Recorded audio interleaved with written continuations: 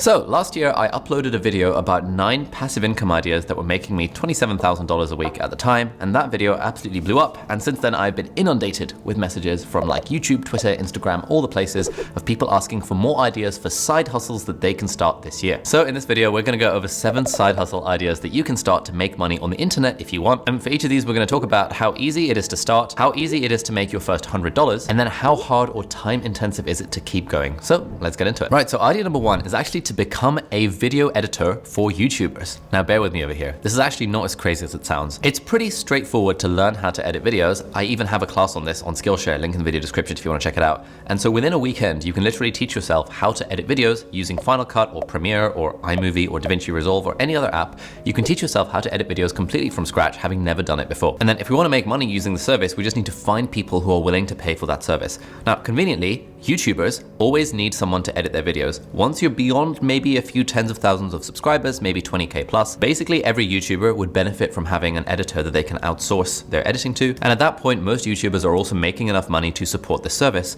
And at that point, most YouTubers also don't enjoy editing themselves. And so they're like desperate to find someone who can help them edit their videos. Now, if someone is a YouTuber in that position, they might be going on a website like Fiverr or Upwork or People Per Hour and looking for an editor who they can outsource editing to. And I've done this a few times, and hundreds of my students in the Part-Time YouTuber Academy have done this as well. And what you find is that all of the response, like 95% of the responses are absolute trash, i.e. people don't read the description properly, they're completely unprofessional in their communication, and they're just really bad at video editing. And so to stand out in one of these marketplaces, it's actually reasonably straightforward. All you have to do is communicate well and actually read the brief that the person is given rather than copy and pasting it. Now that's one way of doing it, where you're essentially waiting for people to come to you, waiting for people to choose you, but there is another way of doing it, and that other way involves being a permissionless apprentice. So what you could do, for example, is you could find a YouTuber that you like who's maybe on 50K to 250K subscribers. You can download one of their videos from YouTube and you can edit it in a different way. You can add in some more lower thirds, some effects, some titles, some transitions, some background music.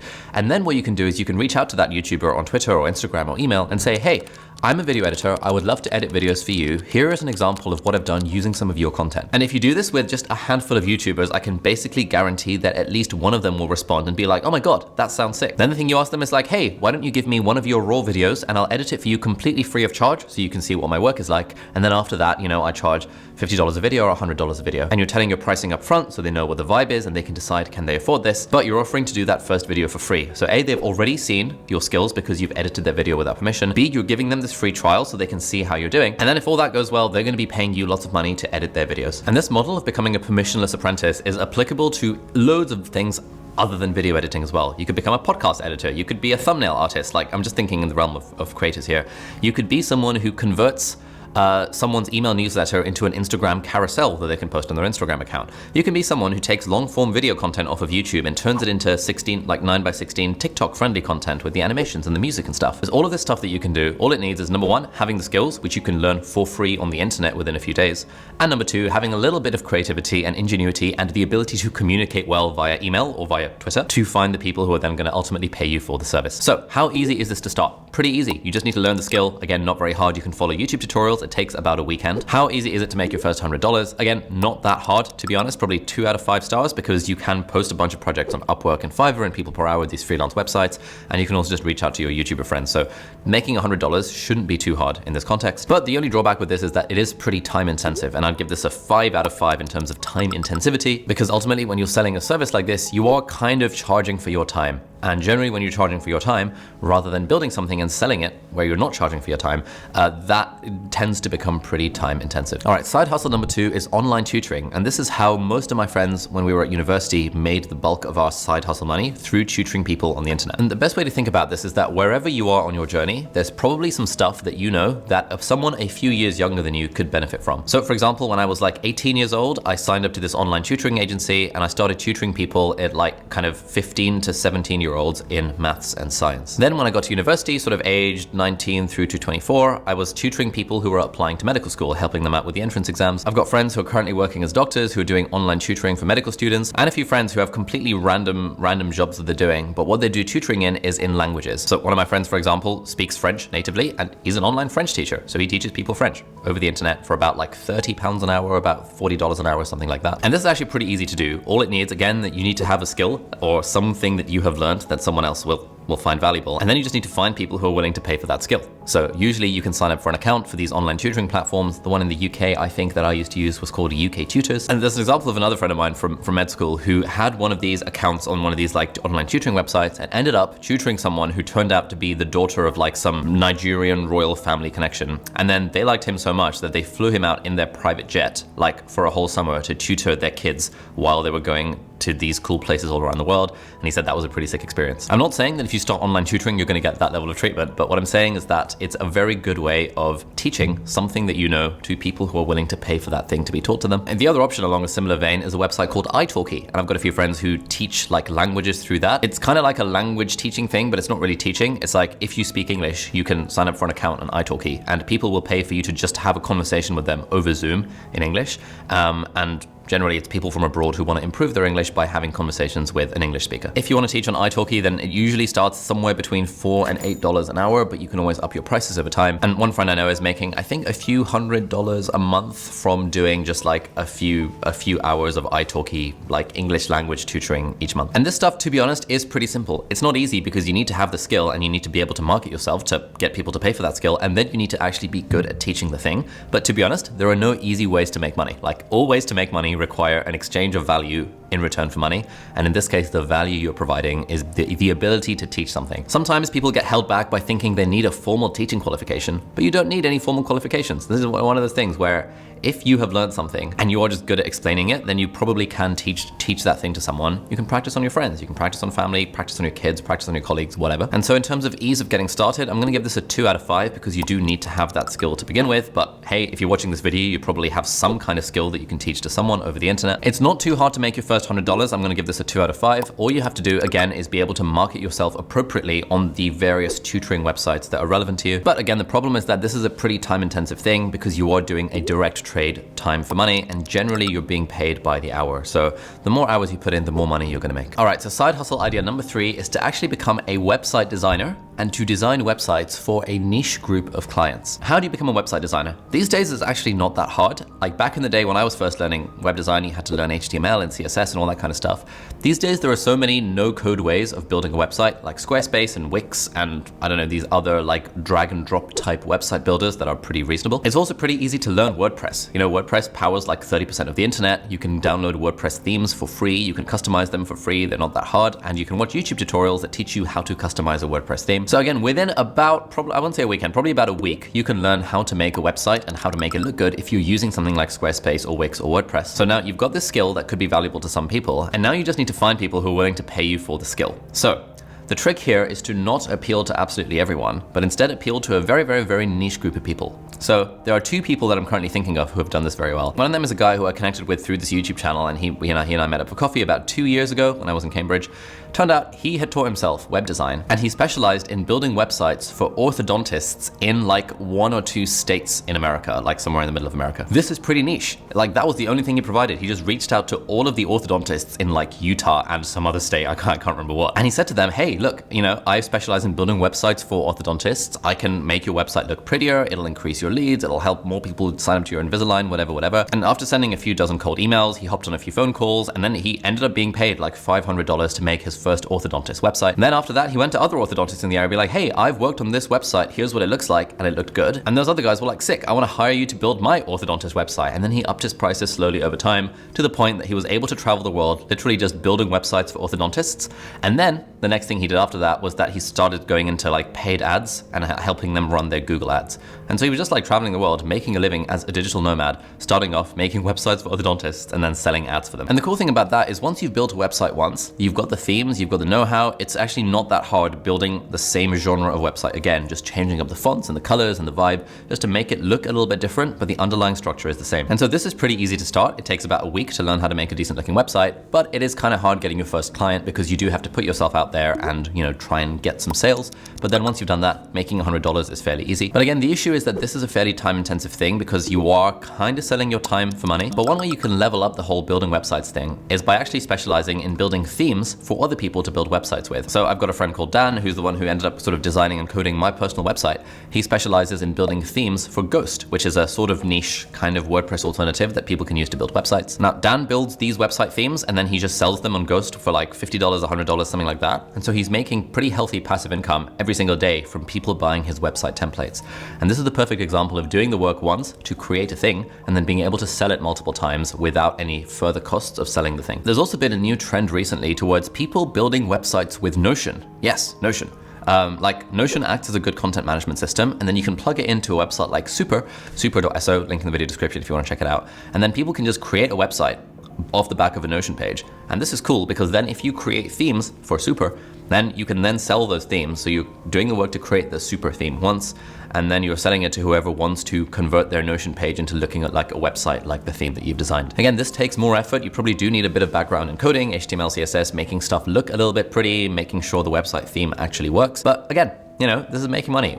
In order to make money, you have to provide something useful. And in this video, hopefully I'm giving you lots of examples of useful things that you can provide to people who are willing to pay for them. All right, side hustle idea number 4 is in fact social media consulting. Now, if you're watching this, then you're probably under the age of 30, which means that you probably know more about social media than people who are over the age of 30. And conveniently, it just so happens that most businesses in the world are run by people over the age of 30, and basically every business in the world needs some kind of social media presence. So just by virtue of being of a certain generation, you'll automatically have sort of by default a bit of a background in social media, and you can always learn a bit more in a weekend by just reading a ton of blog posts and watching a ton of YouTube videos. At this point, you can now advertise your services as a social media consultant. You can go to businesses in your local area or wherever who don't have a very good social media presence, and you can offer consulting to them. You can be like, hey, I specialize in social media consulting. I will give you all the advice you need to grow your Instagram or your Facebook or your LinkedIn or whatever. And then these businesses, who are generally run by people over the age of 30, would be like, oh, that's kind of cool. We need to get better at LinkedIn, but we don't know how to do it. We need to get better at Instagram, but we can't be bothered. Can you tell us what we need to do? And so you can hop on a call with them, you can give them a free half an hour, and then you can be like, yeah, sure, you know, I charged $300 a month as like a retainer fee, and that gives you one phone call every month or one Zoom call every month where I analyze your social media presence and I give you tips on what you can do. And that's pretty good because now you're getting paid on retainer for these businesses, which you're going to be actively reaching out to, and you're hopefully giving them genuinely valuable advice about growing their social media presence because you've got a skill. You've actively learnt ways to improve that skill, and now you're offering it to people who can pay for it, i.e. businesses. But then what might happen is that you might get into a point fairly quickly where businesses are like, you know what, you seem to know what you're talking about. What would it take for you to just manage our social media accounts? And at this point you can be like, well, I actually offer a fully done for you service where I will take over your social media accounts and manage them for you and help you grow your Instagram and your LinkedIn and whatever. I charge $2,000 a month for that retainer service, and for that you get 3 Instagram posts and 1 LinkedIn post every week, which I will completely sort out. All I need is just a Zoom call with you once a month to get some content off of you. And this is in fact what one of our subcontractors does, who works with us. He charges a few $1,000s a month, and we pay him to do social media consulting. And we started off paying him to do social media consulting, but then we ended up basically saying to him, hey, we actually need to do a bunch of this stuff for social media. Can you help us and actually do some of it yourself? So now Joe's built his own agency model out of this, where he does this for other clients as well. And it all started with this like young 21-year-old guy being like, hey, I know a lot about social media. Let me reach out to people who I know need help with social media, and let's figure out how I can make a business from this. So how easy is it to start? Well, if you're under the age of 30, very, because you already know about social media. You just need to brush up on it a little bit more and like keep track of what the latest practices and, you know, latest trends are. How easy is it to make your first $100? Again, pretty easy. I'd give this probably a 2 out of 5 stars. All you have to do is find a business, because businesses make money and businesses need a social media presence. What you don't want to do is try and target individuals who are not making money, because no individual wants to spend money to grow their social media presence. It's only a business that wants to spend money to grow their social media presence. And the cool thing in terms of time intensiveness, I'm actually going to give this like a 2 out of 5 for time intensiveness, because once you've done it once, and yes, you're trading your time for money by doing these hourly consulting gigs, but if you can get some clients and do social media management for them, suddenly you can use this whole suite of apps like Buffer and Remix and, you know, other things like that to schedule social media posts. You can use things like Canva or Photoshop or Figma to bulk create assets, so that maybe for 1 day a month, you're doing the work to kind of manage 3 social media accounts, and then you're scheduling everything to come out across that month, and then you're not having to do much more beyond that. So in terms of time intensive, like the time for money trade, it is actually pretty good. All right, side hustle idea number 5 is similar to this consultant thing, except it's going more specific, and it's to become a Notion consultant. If you're not familiar, Notion is an app that's taken the world by storm. I'm not going to talk too much about it. I've made loads of videos about it.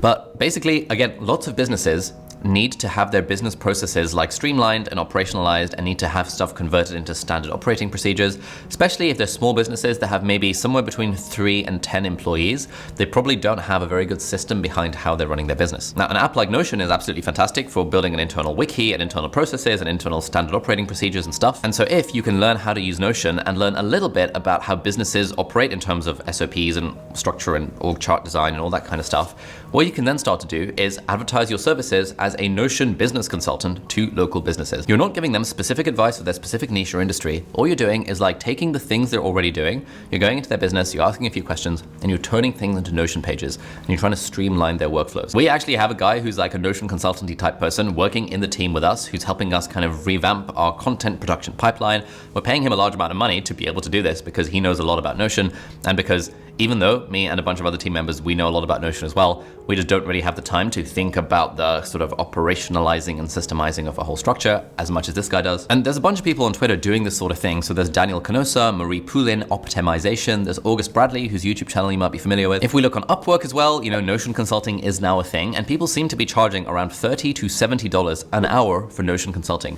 And again, it's not that hard to become a Notion consultant. You just need to watch a bunch of YouTube videos and play around with Notion for like a week or so, and then you'll become better at using Notion than like 99% of people using Notion who are not actively trying to improve their Notion skills. And again, it's back to our model. You have this service, which is valuable to people who are willing to pay for it, i.e. businesses, and now you're reaching out to people who might need that service, and then you can charge them money for it. Maybe you'll get your first client for free or for $100 or $20 or $30 here and there. That's totally fine. You're building up a portfolio, and then as you go to more businesses, you can say, hey, I have helped these other businesses sort of streamline the Notion, and here's a testimonial from them. Would you like me to do the same for you? And they'd be like, yeah, sure, come on in and we'll pay you some money. So how easy is it to start? And I'm gonna give this like probably a 1 out of 5. Notion is pretty easy to learn. There's tons and tons of YouTube tutorials and courses that you can take on how to get better with Notion.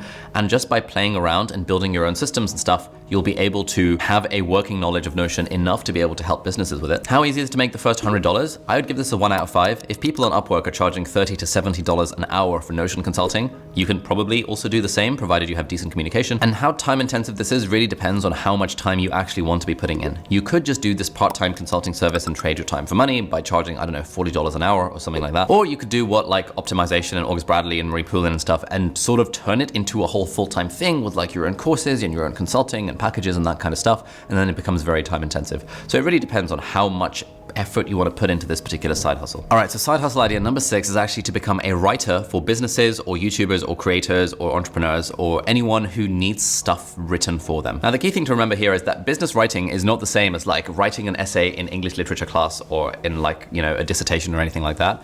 It's generally business writing is writing for clarity. So for example, let's use our orthodontist thing. Let's say you're an orthodontist in, I don't know, I was gonna say Utah, but I'm gonna use something in the UK. Let's say you're an orthodontist in Cambridge and you wanna attract clients to your orthodontist thing. Now, one way of doing that is by having a website and having a blog and doing this thing called content marketing, which is basically where you write high quality blog posts explaining stuff regarding orthodontisty type things. And then when people search orthodontist Cambridge, or they search Invisalign Cambridge or something like that, your blog post explaining the benefits of Invisalign Cambridge might come up. And so let's say you're like my orthodontist, whose name is Dr. Scriven, who is based in Anglia Orthodontics in Cambridge, and you want to increase your like website presence and search engine optimization and social media and stuff. You're probably looking to hire someone to write articles for you that explain things like how Invisalign works and how the different treatments work and what's the difference between this type of tooth thing and that type of tooth thing, like whatever the niche is.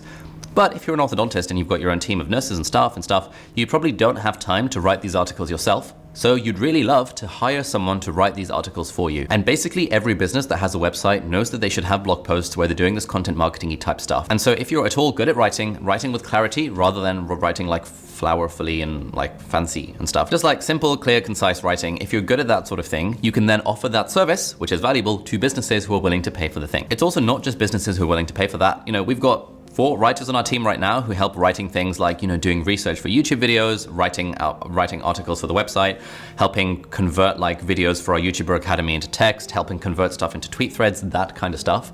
There's a lot of writing support that bigger YouTubers need as well, because we know that we want to be across all these different platforms. But like for me, you know, I'm spending all my time writing my book and making these videos. I don't really want to spend the time writing articles for LinkedIn as well. And so I can outsource that to someone else who can convert my YouTube videos into an article for LinkedIn, for example. To be honest, honest, like it's probably kind of hard finding YouTubers who are at that size that they want to do this thing and hire someone for the website. But basically all businesses with a website would be very willing to have a content writer as a freelancer, as a part-time thing, who can write them high quality articles that'll help them rank for SEO. And so how easy is this to get started? I would say probably a 2 out of 5. You need to, again, I would just use the permissionless apprentice model. I would find like a niche, maybe orthodontist in your local area or dentist in the local area, or I don't know, private cosmetic surgeons in the local area, and say to them, like, hey, I'm a writer, I specialize in writing articles for this. Here is an example of an article that I could write for you. All I would need is half an hour of your time once a month where I can just mine content ideas from you, and then I'll turn those into articles, which will be great for your social media, it'll be great for your website, great for your LinkedIn, that kind of stuff. How easy is it to make your first $100? Well, once you found that client through the permissionless apprentice model, then making your first $100 should be pretty easy,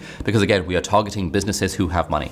Really, when it comes to building or any of these side hustles, we don't want to be trying to target people who don't have money. So for example, if I was thinking of a new side hustle, there is no point in me targeting 13-year-olds because 13-year-olds famously do not have money. Whereas if I was targeting 33-year-old business owners, those guys definitely do have money. And so I can target them, and in like a nice way, not in a weird way, and they're the ones who are able and willing to pay me for the service. Side hustle idea number 7 is to start a paid email newsletter. Now, I was going to talk about this in depth, but this video has already gone on long enough. And so if you want to find out more about this, I've actually interviewed a bunch of people who have made a living through writing in various forms. And those interviews are from live streams that I did back in lockdown, and all of those are available on Nebula. Now, if you haven't heard, Nebula is an independent streaming platform that's built by me and a bunch of other creators. And on Nebula, we can put content like long ass videos like this one without having to worry about stuff being too niche or too long for the YouTube algorithm. And so on Nebula, I have like a bunch of interviews from writers and entrepreneurs and creators that I did during lockdown that you can see in their entirety. And I've got a bunch of other exclusive content on Nebula, including my workflow series, which shows how I use the apps Notion and Roam to like optimize my workflow for productivity and creativity. Now, the best way to get access to Nebula is to sign up to a subscription of CuriosityStream, who are very kindly sponsoring this video. If you haven't heard, CuriosityStream is the world's leading documentary streaming subscription platform. And on CuriosityStream, they've got thousands of high quality, high budget documentaries from all sorts of topics, from science and technology to religion, to history, to food, to everything in between. And because CuriosityStream love independent creators, we've actually got a bundle deal with Nebula, so that if you sign up for CuriosityStream, which is less than $15 for the whole year, you get free access to Nebula bundled with that. And so for less than $15, you get access to these thousands of amazing high quality documentaries, and you also get access to a bunch of exclusive content from me and a bunch of other creators that you might be familiar with. If that sounds good, then head over to curiositystream.com/Ali, and if you sign up there, then your login details for Nebula will be emailed to you, and then you can check out all of these like live stream interviews that I've done with all these writers, creators, entrepreneurs, online builders about how they made money, how they built their brands, and how they did all the cool stuff that they now do. So those were 6 and a bit side hustle ideas that you can start in 2022. If you like this, you might like to check out that video, which is 9 passive income ideas. That's the video that went viral last year that had loads and loads of comments and replies to it. And so thank you very much for watching. Do please hit the subscribe button if you aren't already, and I'll hopefully see you in the next video. Bye-bye.